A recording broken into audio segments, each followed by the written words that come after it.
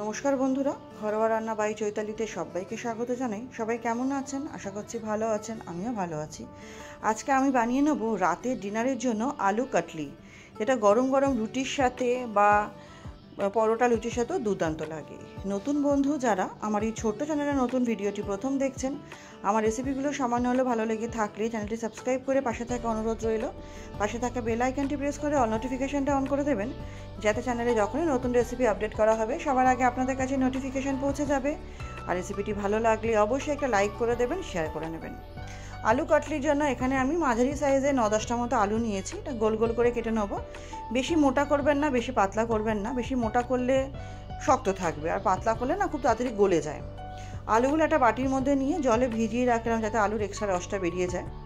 আর এদিকে একটা গুঁড়ো মশলা করব, তার জন্য 1 চামচ মৌরি, 1 চামচ জিরে, আর এই 9-10টার মতো গোটা গোলমরিচ দিয়ে একটু শুকনো খোলায় ড্রাই রোস্ট করে নিচ্ছি। এখানে আপনারা ওই কাশ্মীরি লঙ্কাগুলো ব্যবহার করতে পারেন, বা শুকনো লঙ্কা বিচ্ছারি ব্যবহার করতে পারেন। আমি করিনি। ওটা ওদিকে ঠান্ডা হতে দিলাম। আর এদিকে কড়াইতে আমি ওই 3-4 চামচ মতো সর্ষের তেল দিয়েছি। আপনারা চাইলে সাদা তেলে করতেই পারেন। দিয়ে 1 চামচ কালো জিরে ফোড়ন দিয়ে, আর একটা বড় পেঁয়াজ কুচি ছিল সেটা দিয়েও 6-7 সেকেন্ড মতো নাড়াচাড়া করে 2টো কাঁচা লঙ্কা দিয়ে দিলাম। দিয়েও কিন্তু এটা 6 থেকে 7 সেকেন্ড নাড়াচাড়ি করতে হবে।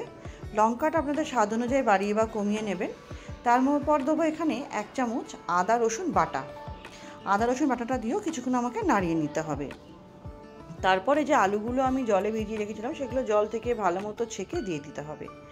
ফেসবুকের বন্ধু যারা আমার এই রেসিপিটি ফেসবুক থেকে দেখছেন, আমার রেসিপিটা যদি সামান্য হলেও ভালো লেগে থাকে, পেজটি ফলো করে পাশে থাকা অনুরোধ রইল নতুন নতুন আরও রেসিপির আপডেট পেতে। আর ভালো লাগলে অবশ্যই লাইক করে দেবেন, শেয়ার করে দেবেন।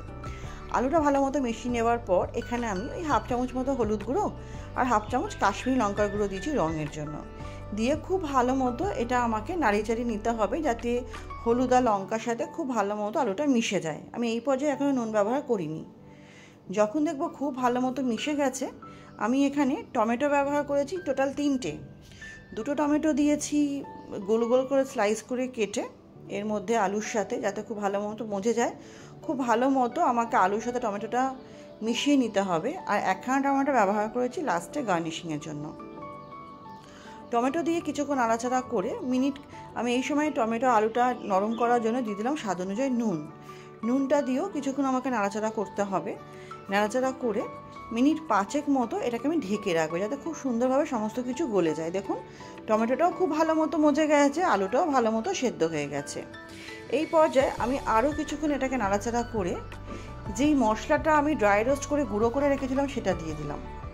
সেটা দিয়ে আর আমি যে টমেটোটা রেখেছিলাম লাস্টে দেবো বললাম, সেটা দিয়ে দিলাম।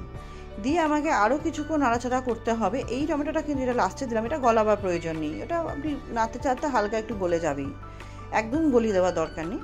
নাড়াচাড়া করে আমার প্রায় রেসিপিটা শেষের দিকে ধনেপাতা দিয়ে গরম গরম পরিবেশন করব। লাস্টে সামান্য একটু চিনি দেবো সমস্ত স্বাদকে ব্যালেন্স করতে। দেখুন, ধনেপাতা দেওয়ার পর দেখতে আরও সুন্দর লাগছে। রেসিপিটা আশা করছি আপনাদের ভালো লাগবে। ভালো লাগলে অনুরোধ করবো অবশ্যই ট্রাই করবেন। কেমন লাগলো কমেন্ট সেকশনে জানাবেন। খেতে অপূর্ব হয়। আমি তো পরিবেশন করেছিলাম গরম গরম হাতে বানানো রুটির সাথে। আপনারা চাইলে পরোটা বা লুচির সাথেও করতে পারেন, বা সাদা ভাতের সাথে অল্প একটু বাটার বা ঘি দিয়েও খেতে পারেন। রেসিপিটা ভালো লাগলে অবশ্যই লাইক শেয়ার করে দেবেন, আর নতুন বন্ধু সাবস্ক্রাইব করে পাশে থাকবেন অনুরোধ রইল। তাহলে চলুন আজকের মতো এখানেই শেষ করছি। সবাই খুব ভালো থাকবেন, সুস্থ থাকবেন।